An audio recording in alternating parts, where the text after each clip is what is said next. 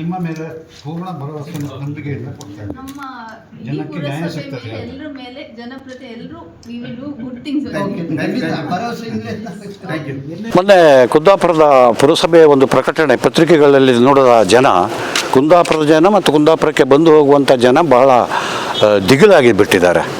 ಕುಂದಾಪುರ ಪುರಸಭೆಯ ಮುಖ್ಯ ಬೀದಿಗಳ ಆಸ್ಪಾಸ್ ಇರುವಂಥ ಇದರೊಳಗೆ ಅಲ್ಲಿ ವಾಹನಗಳನ್ನು ನಿಲ್ಲಿಸಿದರೆ ಅದಕ್ಕೆ ಅಮಾನವೀಯವಾದಂಥ ಶುಲ್ಕ ವಿಧಿಸುವಂಥ ಪ್ರಕಟಣೆ ಮತ್ತು ಅದನ್ನು ಶುಲ್ಕವನ್ನು ವಸೂಲಿ ಮಾಡಲಿಕ್ಕೆ ಟೆಂಡರ್ ಕರೆಯುವಂಥ ಪ್ರಕಟಣೆ ಎಲ್ಲ ಜನ ಭಾಳ ದಂಗಾಗಿದ್ದಾರೆ.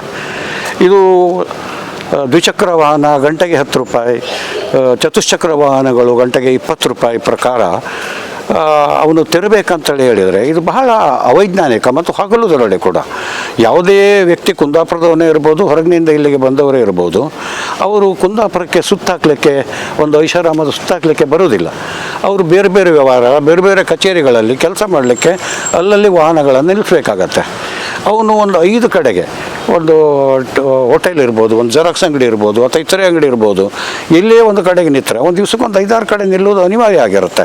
ಪ್ರತಿ ಕಡೆಯಲ್ಲೂ ಕೂಡ ಅವನು 10 ರೂಪಾಯಿ 20 ರೂಪಾಯಿ ಕೊಡ್ತಾ ಬಂದರೆ ಅವನು ಒಂದು ದಿನದ ಇನ್ಕಮ್ಮು ಆಲ್ಮೋಸ್ಟ್ ಅದು ಹೋದ ಹಾಗೆ, ಅಥವಾ ಅದು ಅನ್ಯಾಯ ಅದು. ಮತ್ತು ಕುಂದಾಪುರದ ಇಡೀ ಸಮಗ್ರವಾಗಿ ಈಗ ನಿಯಮವನ್ನು ಹೇರದೆ ಕುಂದಾಪುರದ ಒಂದು ಭಾಗಕ್ಕಷ್ಟೇ ಇದನ್ನು ಹೇರಿರುವುದು ಕೂಡ ಇದು ಒಂದು ತಾರತಮ್ಯದ ಧೋರಣೆ.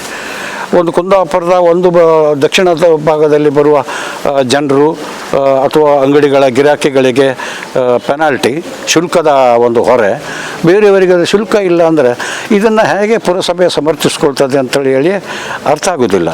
ಇಷ್ಟಕ್ಕೂ ಕೂಡ ಹೊರಗೆ ಒಳಗೆ ಹೋಗಿ ಬರುವ ಜನ ಬಿಟ್ಟು ಪ್ರತಿ ಅಂಗಡಿಗಳಲ್ಲಿ ಕೂಡ ಅದರ ಒಬ್ಬರು ಇಬ್ಬರು ಮಾಲಕರು, 4-5-6 ಜನ ಸಿಬ್ಬಂದಿಗಳಿರ್ತಾರೆ.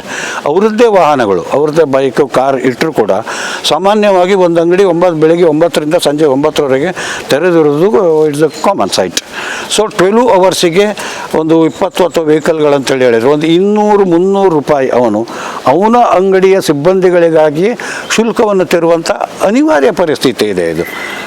ಇದು ಅಂದರೆ ಅವನ ಇನ್ಕಮ್. ಈಗ ಪುರಸಭೆಗೆ ಆದಾಯ ಬೇಕಂತ ಯಾರ್ದೋ ತಲೆ ಹೊಡೆಯೋ ಕ್ರಮವನ್ನು ಕೈಗೊಳ್ಳಲಿಕ್ಕೆ ಆಗೋದಿಲ್ಲ ಇದನ್ನು. ಆದ್ದರಿಂದ ಇವತ್ತು ನಾವು ನಮ್ಮ ಅಸಿಸ್ಟೆಂಟ್ ಕಮಿಷನರ್ ಉಪವಿಭಾಗಾಧಿಕಾರಿಗಳ ಹತ್ರ ಮನವಿ ಸಲ್ಲಿಸಲಿಕ್ಕೆ ಬಂದಾಗ ಜನ ಈ ಸುದ್ದಿಯನ್ನು ಸಿಳದೆ ಸ್ವಪ್ರೇರಣೆಯಿಂದ 100 ಮಂದಿ ಸೇರಿದ್ದಾರೆ. ಅಂದರೆ ಇದರ ನೋವು ಯಾವ ಮಟ್ಟಿಗೆ ಜನಕ್ಕೆ ತಟ್ಟಿದೆ, ಎಷ್ಟು ಕಂಗಾಲಾಗಿದ್ದಾರೆ ಅಂತ ಇದು ತೋರಿಸ್ತದೆ.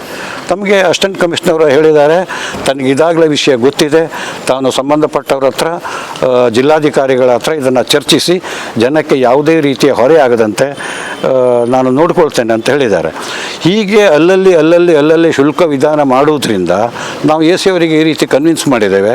ನಾನು ಒಂದು ಕಡೆ ನಿಲ್ಲಿಸಿ ಇನ್ನೊಂದು 5 ನಿಮಿಷದಲ್ಲಿ 10 ನಿಮಿಷದಲ್ಲಿ ಮತ್ತೊಬ್ಬನಿಗೆ ಶುಲ್ಕವನ್ನು ಮತ್ತೊಂದು ಸಾರಿ ಶುಲ್ಕ ಕೊಡಲಿಕ್ಕೆ ಒಪ್ಪೋದಿಲ್ಲ. ಆದರೆ ಟೆಂಡರ್ ಪಡೆದ ಏಜೆನ್ಸಿಯವರು, ನಾವು ಏಜೆನ್ಸಿ ತಗೊಂಡಿದ್ದೇವೆ, ನೀವು ಅದನ್ನು ಕೊಡದೆ ಆಗೋದಿಲ್ಲ, ನಮಗೆ ನಿಮ್ಮ ಇದು ಸುಂಕದವನ ಹತ್ರ ಕಷ್ಟ ಸುಖ ಹೇಳಿಕೊಂಡು ಪ್ರಯೋಜನ ಇಲ್ಲ ಅಂತ ಅಲ್ಲಿ ತರಬೇಕಾಗತ್ತೆ. ಸಹಜವಾಗಿ ನಾವು ಪದೇ ಕೊಡಲಿಕ್ಕಾಗದೆ ಅಲ್ಲಿ ಹೊಡೆದಾಟ, ಮಾರಾಮಾರಿ, ಜಗಳ ಇದೊಂದು ಕಾಮನ್ ಸೈಟ್ ಆಗಲಿಕ್ಕಿದೆ. ಅಸಿಸ್ಟೆಂಟ್ ಕಮಿಷನರ್, ಜಿಲ್ಲಾಧಿಕಾರಿಗಳು ಸೂಕ್ತ ಕ್ರಮ ತಗೊಳ್ತಾರೆ ಅನ್ನೋ ಭರವಸೆಯೊಂದಿಗೆ ಇವತ್ತು ನಾವು ನಮ್ಮ ಮನವಿ ಪತ್ರವನ್ನು ಸಲ್ಲಿಸಿ ಬಂದಿದ್ದೇವೆ. Thank you.